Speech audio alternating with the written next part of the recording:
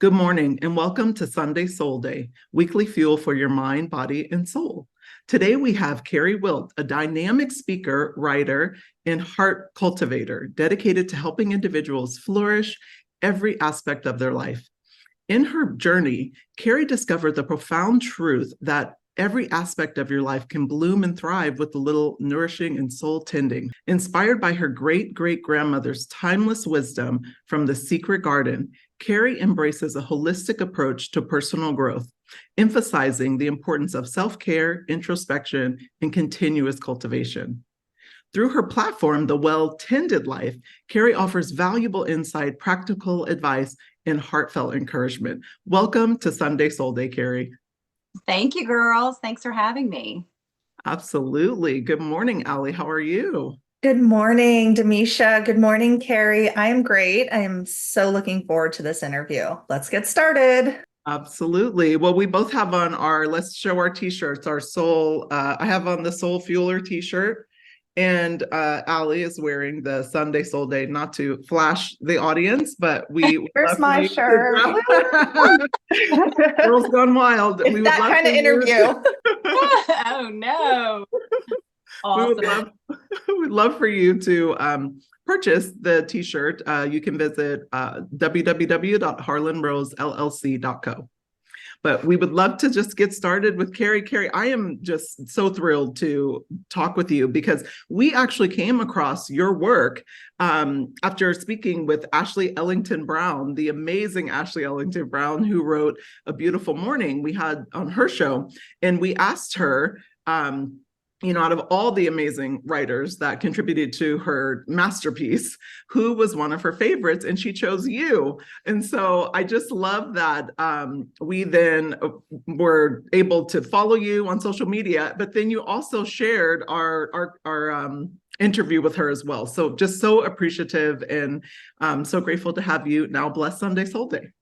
Well, I'm so excited to be here. I was so shocked that she chose me. For those who don't know, in that book, I mean, there are greats like Martha Beck. And so the fact that she chose my story was completely a surprise to me, but probably not so much so because my story is probably in every woman's story. We all at some point get covered up in the weeds that we've let overgrow in our lives. And we come to a point where we go like, I can't do this anymore. There has to be another way. And that's really where my story started.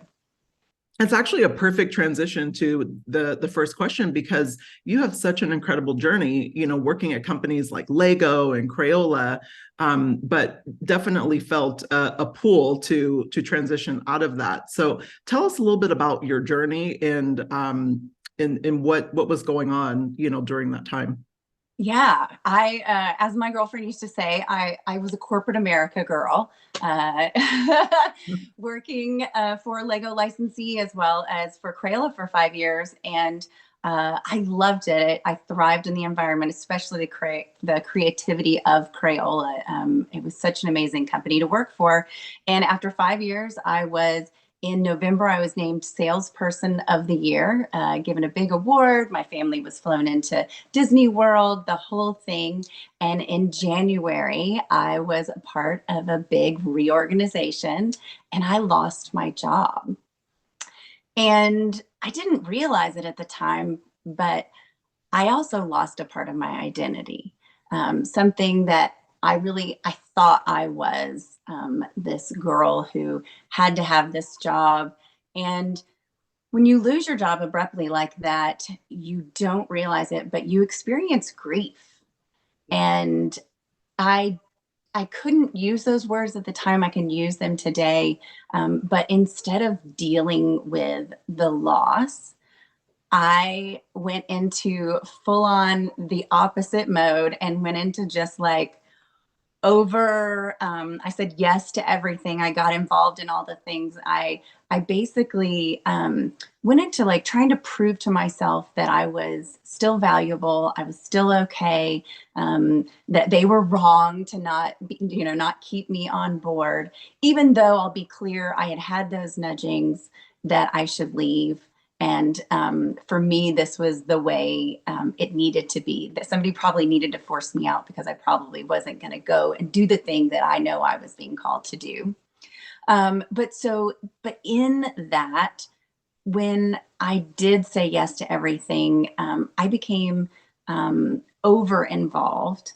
And at the end of the day, one night after a big event that I had put on mostly by myself, and all the volunteers had gone home, and I was stacking chairs and exhausted and honestly crying at that point, my husband came back there and he just looked at me and he said, "You can't do this anymore. Like, we can't do this anymore. You are watering everything else but you and our family, and we're all starting to wither and die if you don't change something."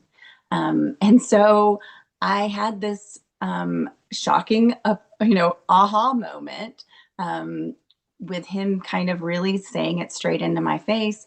And at the time, I had been journaling at home. I had started a journaling practice where I'd get up every morning and I would do my devotionals. And I was starting to dig in and I was starting to do some work, but hadn't really gone too far yet. And at night, I happened to be reading The Secret Garden. And at night, I would read The Secret Garden. And in the morning, I would start to see very similar themes coming out. But at one point, I was sitting in bed reading The Secret Garden, and I'm flipping the pages. And it's when Mary arrives into the secret garden. For those who don't know the story, Mary arrives into the secret garden that has been locked up and abandoned for 10 years. And I looked down on the page and I saw my life. I saw my dreams locked up. I saw my path littered with branches from down storms of the past. I saw weeds growing everywhere. And there's a quote in that part that Mary says, "Is it dead yet?" And Dickens said, "It soon will be if no one cares for it." And I knew I had to care for me. I was the only one who could do the work in my own life, in my own life garden. And so as I read on, I started to watch Mary take this garden and come every single day, unlock the door, do the work, clear the path, make room for growth. She enlisted her friends. She did all of these things. And I just kept going, oh, here's another key, and here's another key, and here's another key. And so slowly but surely, I started to follow Mary and do the work and clear the path and make room for the things that I needed to do.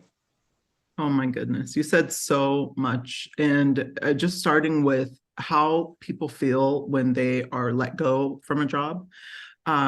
It is very jolting. I've been fired before when I was younger, and then also working in tech. They have layoffs all the time, and what people don't talk about is that you're grieving that loss. Like, grief hits us all in so many different ways, whether it's the loss of a loved one, a loss of a relationship, or a job. And a lot of times we don't even label it that because we don't even give ourselves permission to label it. So I love that you were able to label it now and really understand that's what you were feeling. And you said something so profound, because I think, like, when I was first laid off, my whole thing was to show like I was, worth it. I was worthy. And I just took on so many things, and even in the next job, it was like, I tried to do everything, and it does yourself such a disservice, because you're not watering yourself. You're not taking care of yourself. And then also not giving others an opportunity to show up for you as well. So love that your husband showed up for you, and really, I know, God bless him, right? Because having people like that, in your life that really see you and love you, to just put a mirror up. He held a mirror up for you, so beautiful that he did that. Love that. Yeah. And just to piggyback on it, I love that you were able to now identify losing a job as a grief. I have so many clients, particularly men, that identify themselves by their job, and then they go into this deep darkness and don't feel like they have that sense of worth. And sounds like what you did was go into staying busy Yeah. instead of living intentionally and authentically. And I have been there as well, where I had some like a bone to pick or something to prove. So I'm like, look at how great I am. That company, they're somehow, if they were watching me now, they would know that look how great I am. They would never get rid of me if they realized how great I was. And look at what I'm doing today. Yeah, 100%. That's exactly what I thought, and it sounds so crazy even just to say it out loud. But it's true, and grief is such a crazy thing. You're right. I didn't have the words for it then. I knew I didn't feel comfortable, but I would never have thought it was grief. Yeah, no, absolutely. Do you mind sharing a little bit more about your personal journey that made you realize that you were overwhelmed and overplanted, like some of the other experiences you had for our audience? So like you said, busy was what I covered myself up in. And I call it the weeds of busyness. We all have weeds in our lives. And identifying one of those is one of the big tenets that I talk about in the well-tended life. And for me, I recognized very clearly that the weeds of busyness had gotten out of control. And the way I know that is there are certain things that come up in my life when I'm too busy. I'm tired. I almost always get sick, usually because I'm the girl that goes until she crashes. So when I know the weeds of busyness have gotten out of control and I've put too much on my plate, I usually get sick. My calendar is full, and I can be short-tempered, right?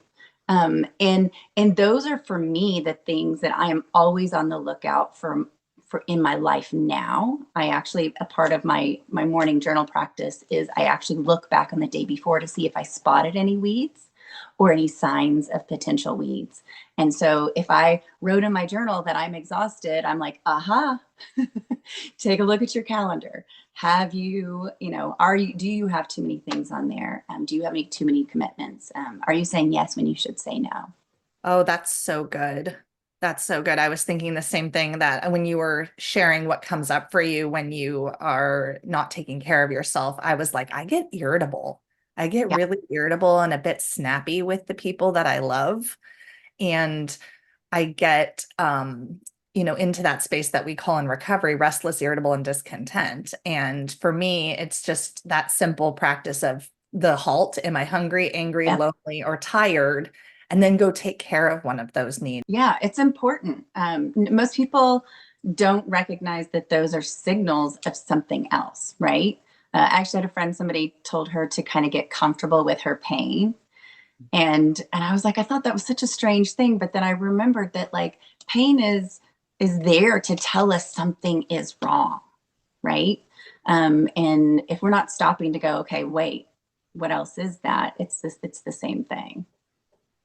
Oh yes, so good. And I love those whispers. And I think, sometimes they do come in the form of whispers and we're just not aware of them. So it needs to then show up as pain. So then we can then become aware. So Yeah. so I I, love I don't know about you, but I have to be told things like 3, 4, 5, 6, yeah. 7, Oh, 20 totally hard times. headed. I'm stubborn. Yeah, all that. Yeah. I'm like, Yeah, I'm relentless and will just keep going until really God stops me. Um, 100. for me, it's usually God that's like, I need you to sit right here and not move. And so it shows up for me as well. Well, you mentioned the well-tended life. Tell us about your podcast. Like, it's all about intentional living and so many other things. Like, tell us a little bit more about this. Sure. Yeah. At the end of the day, if we're doing it right, we're growing through what we're going through, right? And I 100% believe that we go through what we go through so that we can teach others and what we've learned from it, right? We all, of course, are going to have to make our own mistakes, but if we can start to glean some of that good dirt off of everybody else, then we're going to be able to do it better, I feel like. And so really for the podcast piece, the Well Tend to Live podcast, It's really, I'm inviting people in who have bloomed and grown in a variety of seasons and are willing to share their, I call it weed whacking advice with us, right? And it's just, all podcasts are inspired by a quote from The Secret Garden, of course. And so, for example, there's a quote from The Secret Garden that says, she made herself stronger by fighting with the wind. Which for me is such a great lesson in resistance and how important it actually is for our growth and our strength. But we did a whole episode with a woman who does a thing called Humans Outside, and she encourages everybody to get outside for 20 minutes. Like, you don't even have to move, but just physically be out in the sun. It completely changes your attitude and your outlook. And so things like that, or things like getting to the root of clutter with Andrew Mellon, who is the most organized man in America, is his title. Because clutter is just a symptom, right? It's another form of busy. It's another thing that is just piling on top. And when we're so covered up in whether it's clutter or busyness or jealousy or anger or any of those things, we're not able to get at the root and the seed of like what we're supposed to be doing and growing. And so it's important to do those things. So it's a little bit about the podcast. But the well-tended life in general, it's really based off a quote from The Secret Garden that says, where you tend a rose, a thistle cannot grow. And it's about the 4-letter word that nobody wants to talk about, which is work. It's about the work of you. Yeah. And getting in there every single day and doing it no matter what the weather. I love the work of you, like love that, because I think when we're all doing our work, then we're not focused on all the other external things that come up in our life, and so I love what the fact that it's all built around your great grandmother's incredible book, Secret Garden. I don't know too many people who have not read that book. I mean, I think it's like 8 million plus copies sold at this point, like just unbelievable. And I love what you said about, what you go through to grow through, and I believe that's why we started, this podcast. It was a big piece for me. Like, I was trying to figure out how I wanted to share my learnings, as well as, my pain, my journey, the lessons I acquired along the way, and also Allie's as well. And so having, a podcast like this, and even just using social media, I say all of our stories are worth sharing. We can all, some, piece of wisdom, or what I like to call gem, out of everyone's story, and so I love that your podcast does that, and also creates a space for people to share. Thank you.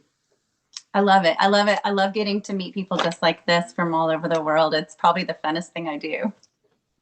And Demisha, we're on the same page today. Everything that you are saying, I'm like taking notes. I'm like, I have to come up with something else to say because we keep thinking the same things. I wrote down about growing through what you are going through, because it's like the idea of life happening for us, not to us.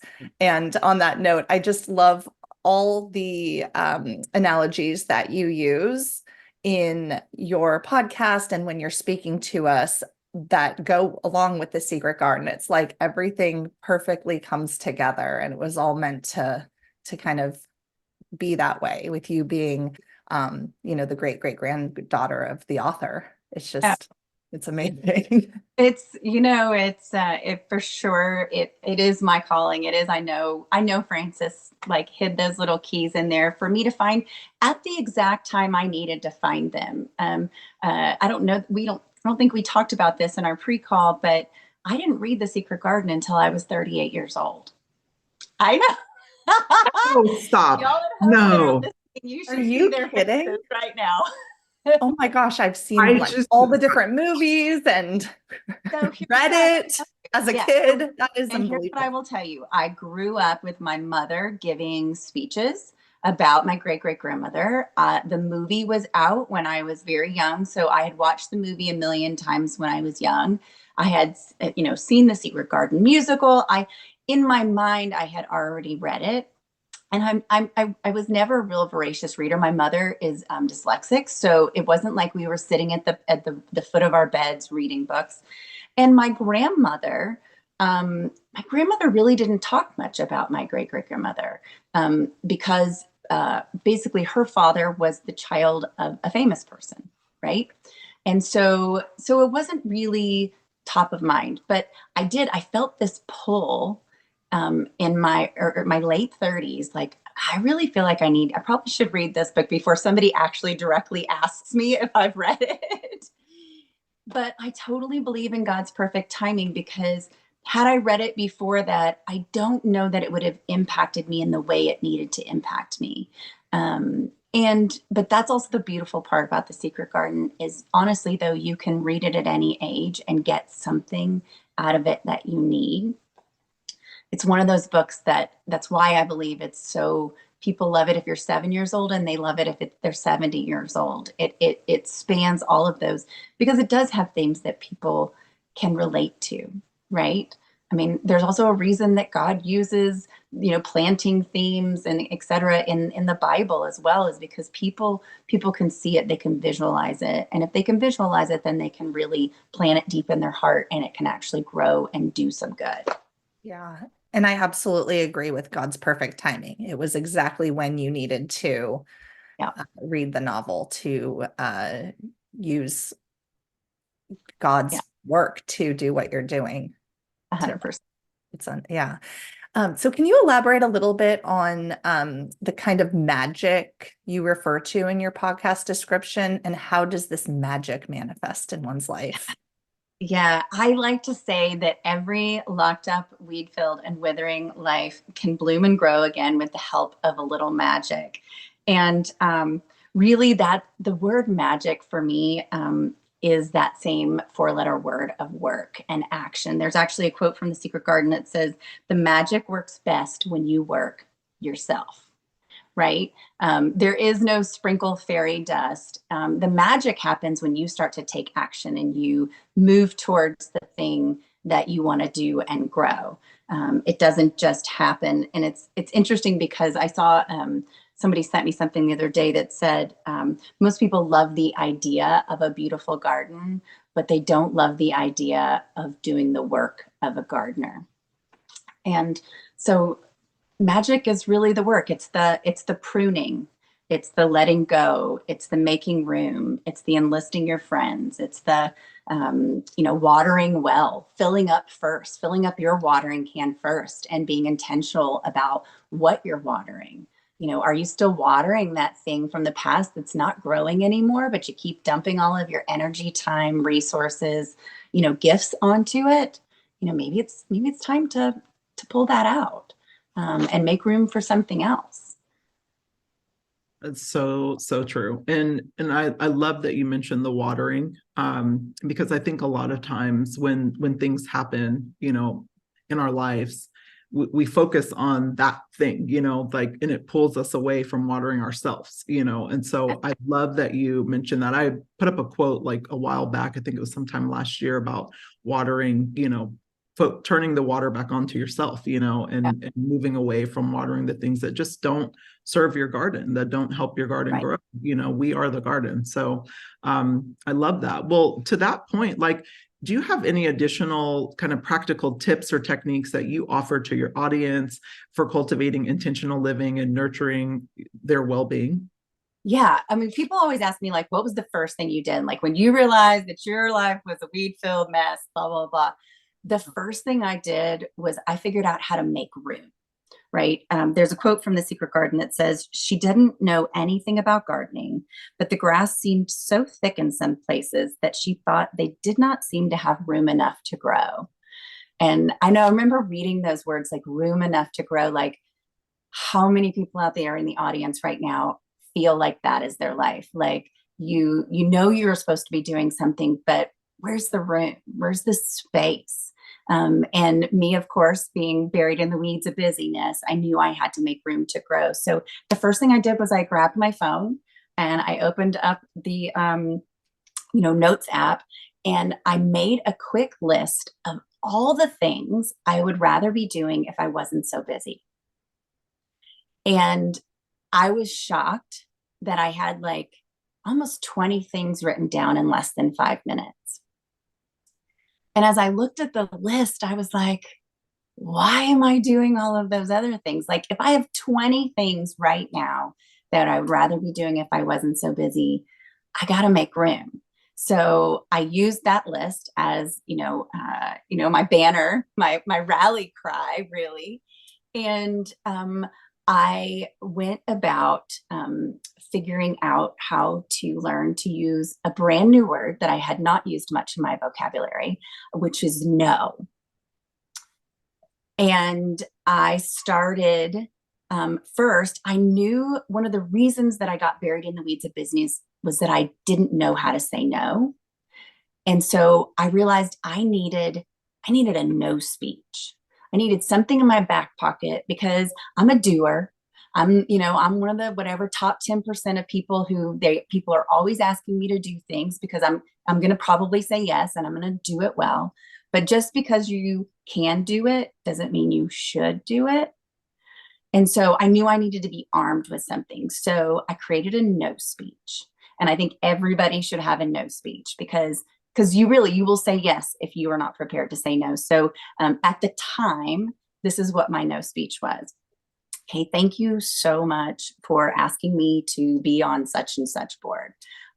But I can't do anything that I can't give 110% to. And with what's on my plate right now, I know I just can't give that to you. Plus, if I say yes to this, I won't be able to feed my children, my husband, my 12 chickens, and my 3 dogs, and one of them might die. And you don't want that kind of blood on your hands. And so like you leave them, you like say what it is. Like I left them like giggling a little bit, but I was able to say no, walk away, still feel good about it. And so not only did I say no to things, but then I went in and said, no, not now. I can no longer do this. I resigned from boards. I passed things off. And I remember like feeling at the moment when I first did it, like the first time I went and said, no, I can't do this anymore, that, well, who's going to do it? Right? Like how big and ballsy of me to believe that I was the only one that could do this thing. But the truth was I was standing in the way of somebody else stepping up and stepping in, and I didn't know it. I thought I was taking care of everybody. And that really wasn't the case. Time and time again, somebody else stepped in, stepped up, and even did it better than me because I wasn't doing it well. I said yes to everything. So those, I would say, make room in your life, know how to say no, are some of the big, really practical things to making room. Because once you clear that space, even if you don't know what you want to grow yet, it's amazing because some little bird will drop a wildflower seed in your garden and you'll be like, oh, what is that growing in the corner? And you just never know. When you make room for growth, you never know what could be possible. Absolutely. Such great advice, especially around the making room. And I think I would add one is just being still. Yeah. I think we just busy ourselves so much, and go, that we can't even hear our own self. So I love that you not only made room, and the no speech is hilarious. I I learned early on, and I'm telling you, so grateful for this. But Tim Grover, I don't know if you know this author, but he is a famous trainer, coach, like just incredible, worked with some of the top 1% athletes in the country. And he had a quote that said, no is a complete sentence. And I just love that so much, but I know not everyone can go from saying yes, yes, yes to no is a complete sentence. So I love that you kind of give, another alternative for people who need that transition, I'm completely opposite. I will say no, and then that's it. Like, I don't feel I owe you an explanation or anything. And I had to work up to that point, so I love that you transition that. I love that. So good. And I love that you remind us and yourself that you are only one person. I do the same. I had a similar experience. I'm a big yes person. I was a people pleaser. I have a pretty large group of friends that I'm now trying to, shrink my circle. But here I am saying yes to everyone. And then in my mind, creating a story of, oh my gosh, they'll just die if I don't say yes, or if I don't do that for them. And I had to remind myself, Allie, you're not that important. You're one person in their life, and you are the most important person in your life. And when you say no, when Allie says no, it is protective and empowering. Yeah. And you also have to remember too that when you say yes to something, you're also saying no to that opportunity around the corner. So when you say yes to too many things and don't leave room, what if somebody came up tomorrow and said, "Hey, I want to send you to Europe for 3 months," but you've said yes to all of these other things that really didn't matter, or didn't matter to you. Yeah. So making sure that your yeses are real yeses. So here at Sunday Soul Day, we love to talk about the Sunday rituals or regular self-care routines that ground and fuel us for the week ahead. Can you share what you do to fuel your mind, body, and soul? Yes. So as I said, every day I have a journal practice. So every morning, actually Monday through Saturday, I sit and I do a practice, and I basically read, I reflect, I weed, seed, and water every single day. And actually, for those at home, you can go to my social media or my website, and you can pick up just a free journal template that gives you the baseline of that practice. But my favorite day is Sunday, because I do what I call a look back. And I go back over the week and I read the entire thing, and I take my, oh, I don't have them here with me. I thought I did. I take my Crayola markers and I go back and I highlight the things I want my heart to remember. And I color and I draw and I circle. And the best thing about it is that, we were talking earlier about how we need to hear things repeated times. And so that's one of the big things I look for over the course of the week is, what were the words that were repeated over and over and over again? What were the themes? What's coming through? And so I have gotten to the end of a week and been completely exhausted, crying. And Pat's like, "What is wrong with you?" Patrick's my husband. "What's wrong with you?" I was like, "I don't know." And then I sit down on Sunday and I read back through, and every single day in my journal, I wrote the word rest.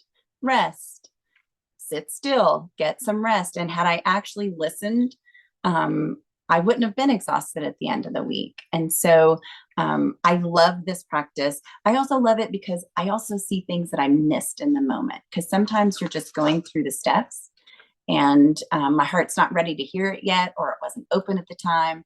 And so, for example, this week, actually, when I did it yesterday, the words that kept coming up were like, never give up, just keep going. The harvest is coming, keep trusting, kind of just really encouraging words for me as I'm kind of coming into a big season of growth and development and things like that. So I love this part. I know sometimes people are like, nobody ever goes back and reads their journals, but I encourage you to do it. I like that a lot. I will have clients that will ask me, should I go back and read what I write in my journals? And I never have like a real answer for them. I'm like, just listen to yourself. But in you sharing that, certain words will pop up, or certain messages from God or intuition. Yep, absolutely. I love that practice. I love the highlighting. I'm going to have to steal that one because I love color. So love that. I'm going to take that. And I want to make sure I got this right. It was read, reflect, weed, seed, and water. Yep. Yeah. So basically, read is like, I'm going to fill up with good things. Like, I'm going to put good things in my body. I'm going to listen. I'm going to read a devotional. I'm going to listen to something. And then I write down what I call heart taps. which are the things where, you're listening. And have you ever been listening to a speech or, and then all of a sudden they say something and you literally look around you like, does everybody else know that that person's talking directly to me? So for me, that's a heart tap, right? So I write down the heart taps. And then I reflect on the day before. I spot the joy, goodness, and growth that I saw the day before, because I think we're rushing too fast and we don't notice those things. And those are the things that remind us that even in the storms, there's always joy, goodness, and growth, because every day I find it. I've been doing this practice for, I don't know, probably 6 years now. And every day I've never not found something that was joy, goodness, and growth in my life. And then I look at my weeds. I look back and go, hey, are there any things back there? Because the thing with weeds is you don't pull them often. They're going to pile up on you and they're going to take over. But if you see them when they're really small and you pull them out when they're small, but everybody's going to have weeds. They're always going to be there. It's just a matter of managing them, and being aware of them. So I look at my weeds and then I seed. This is where I go back and I read through the things that I want to do, grow, be. And I have kind of a process that I do there, but the things that are important for me to grow, so I keep them top of mind. And then I intentionally decide what I'm going to water that day. So in a nutshell. No, amazing. Absolutely amazing. It sounds like Nick Klingingsmith, who we had on just last week, and he talked about his daily inventory. And so I kind of adopted that as well, as just taking on a look at what, happened, during the day. Yeah. And I do that in things that I want to release to God, but not necessarily like in things that I want to actually keep, Yes. with the exception of just writing things that I'm grateful for. So love that. That's going to be a gem for our audience for sure. So okay.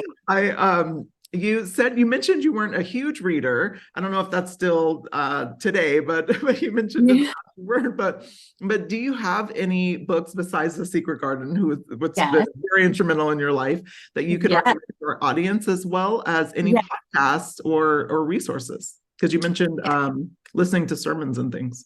Yeah. I mean, when I do my devotionals in the morning, I pretty much, use the Bible app and, like Purpose Driven Life and things like that. I have a like Proverbs 31 Ministries. I have like a couple different ones that I will pull from, as well as sometimes I usually have an actual devotional going at the same time.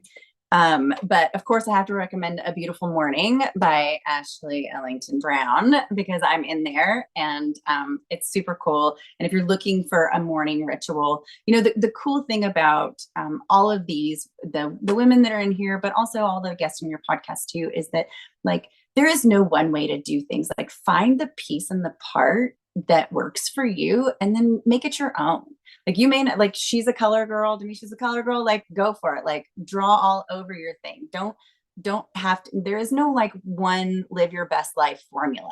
Like I'm sharing what the live your best life formula is through the eyes of The Secret Garden. But you may not relate to that. You may be sports or whatever it happens to be. So anyways, Beautiful Morning is a great resource. Probably the book I recommend more than anything else is The War of Art. It is so good. If you have ever been met with resistance on anything, it's silly, simple. I read it often. I go back to it time and time again. But resistance is a good thing. It means that you're actually going to try to do something that that I guess maybe the devil doesn't want you to do. And it's a really good book. Even if you're not in a creative or into art or anything like that, it's a really good book. And then right now, actually, I'm reading I See You by Amy Kemp. She is a life coach, and she does a thing called habit tracking. What's it called? Habit Finder. She's a habit finder coach, which really is about going in and figuring out what the habits are that are subconscious, right? We're all running on a pre-programmed machine from years and years and years of, past learnings. And she helps people kind of unwind that. But this is really a great book so far. I've already dog-eared like the first 30 pages, but I'm just at the beginning of it. So, but I love her. So I would recommend it as well. I love those recommendations. I have not read the last one, so I will definitely be checking that out. And But new, it literally just launched this week. oh, okay, good. I was like, I haven't heard the one. No. I am obsessed with The War of Art, not to be confused with The Art of War, but No. he is just phenomenal. And I literally read that book every year. Like every year is a reminder. And it's so great for so many different things, like including the resistance, but then also the thing that he touched on that I think is just so phenomenal. A lot of times we get into this, anytime if we're doing a creative project or even just in work, we get into this perfectionism that happens. And the thing that I love about him is he like just reminds us that like, just write, or just do, or just get the thing done. Like, and even if it's, excuse my language, but shitty, that's fine. But just get in the habit of doing things. And so I think a lot of times, like we miss the habit, of just doing. And so I've really adapted that over the last maybe like 7 years, like where I'm like, Ali will tell you, like we'll just do it, And so Yeah. So I love those books that you mentioned. I can't wait to check out the other one, the Habit Tracker. Oh my gosh, Habit Finder, excuse me. So Habit good. Finder. Yes. Yeah, so good. So you mentioned Ashley Ellington Brown's book, A Beautiful Morning. Could you share with us how you and Ashley first crossed paths and what it was like contributing to her book? Yeah. So Ashley and I are camp friends, but not like childhood camp friends, like adult girl camp friends. One of my best friends runs a art and whole living camp out in the Texas Hill Country called Lucky Star Art Camp. And there's about 150 to 200 women who gather for 4 days along the banks of the Guadalupe River in just like the scenic, most beautiful spot ever, to really push themselves outside of the box and do art classes and whole living things, etc. But she and I met through camp and maybe took a class or two together. But I spoke at camp one year about making room in their lives and the weeds of busyness and my journal practice. And when I got done speaking, she was like, I need to talk to you. I'm have this idea for a book and etc. So it was a great experience. I had no idea, honestly, when she asked me to be a part of it, what it would actually be. It was a random interview, a conversation about my practice at the time. So actually, for those at home, and when you read it, my practice is very different than it was back then. And that's another thing to remember is to allow what you're doing to evolve and grow.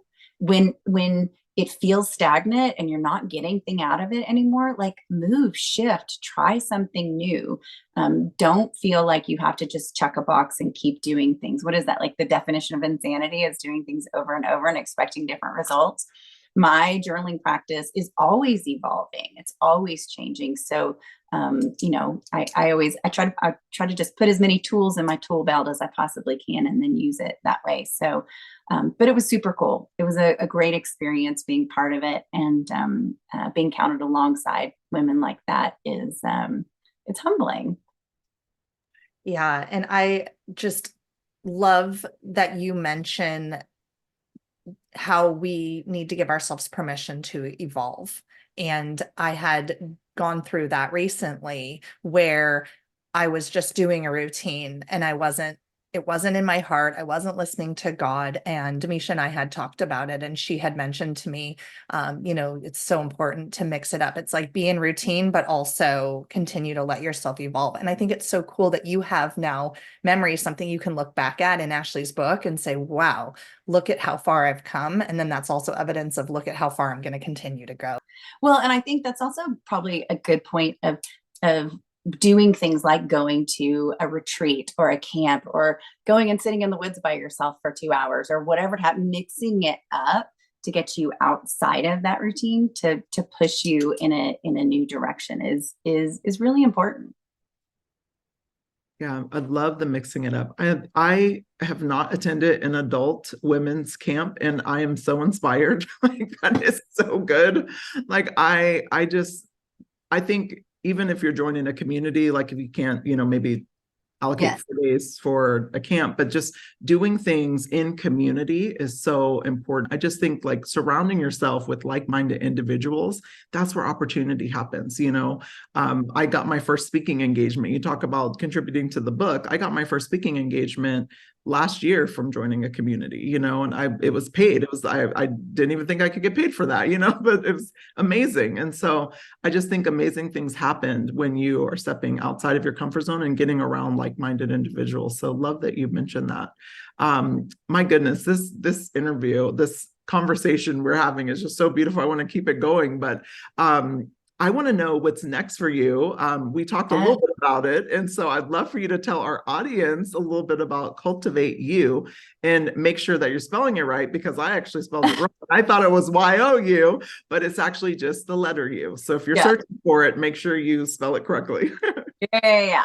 Well, you can just go directly to my website to find out about it. But speaking of community, right? That for me, that is so important because it also helps with accountability and camaraderie and encouragement and all of those things too. So I wanted to create a place where people could dig deep and rediscover what like their dreams and their gifts and their purpose. Most people have it all locked up tighter than the secret garden. And I wanted to create a place where people could learn about new tools that they could put in their tool shed that could keep them growing and blooming true through any season. And so I am in the spring, actually April 3rd through May 8th, I have a women's only 6-week basically experience. I want to call it a course, but it's really more of an experience because the difference between this and a regular course is that we're going to walk through it together. We're going to do the work on the call every single week. We're going to walk through it together so that you're not just listening to somebody speak and then have to go off and find the time to go do this. This hour is going to be jam-packed with you like visualizing your life as a garden and learning what season you're in and deciding what you want to grow and prune and figuring out what I believe seeds you want to plant in your life and making room and spreading joy, good, and growth. I mean, there's so much in this 6-week course, and really who it's for the person who is watering everyone and everything else but themselves. Like, are your dreams and gifts and passions locked up tighter than secret garden? Are you tired of living a set it and forget it life? Do you struggle with the weeds of maybe worry, anxiety, jealousy, busyness, or fear? Really, I want people to come to this group experience who want to really rediscover their path and purpose, and to do it alongside other women. So I'll have a link in the show notes, I'm sure, to the whole thing, but I would love for you to join us. I would love to join. It's amazing. And I think God makes no mistakes, because the talk that I was talking about, I actually spoke about similar things. Like as we are the garden, and really planting new seeds and getting new tools on our tool belt so we can really grow and bloom. And so I would absolutely love to join. I was going to ask, and so I can't wait. I will sign up just like everyone else. Yeah. We will be there. And also, just you touched on something that I thought was so good, and it's just around like rediscovering, and I think a lot of times we get so comfortable with who we are, and we just stay in that comfortability, as opposed to really digging deep and looking within and, examining like what's going around us, because a lot of times we're not even happy. I've been there personally, where I was very comfortable, but also very sad, and not digging deep, and gotten away from all of my great habits that I, did in the past. And so I just love that you're creating that space for women, especially. And I can't wait to join. So wanted to just thank you so much for coming on the show. This has just been such a beautiful conversation. I am just loving all the wisdom that I've gotten out of it. And so I know our audiences as well, but I just wanted to say a huge thank you for coming on and blessing Sunday Soul Day. Well, thank you for all the work that you guys are doing. It's so important that we continue to share the things that we're learning, and so that we can help out the community around us. And so thank you guys for doing the work you're doing. Yeah, and I would like to attend as well. So Yay, come yeah, so on. Deisha and I would be there, and it's been such a wonderful interview all around intentional living, and a rose has been planted today for me. Yay. So thank you so much, Keri. Awesome. Absolutely. Well, thank you guys so much for tuning in. If you could do us one small little favor, be sure to like and share this podcast with someone else who you think will enjoy it, and also leave a comment and let us know what pearl of wisdom or seed, to Keri's point, that you guys abstracted from this beautiful conversation that we had. And as always, have a blessed Sunday. Thank you so much.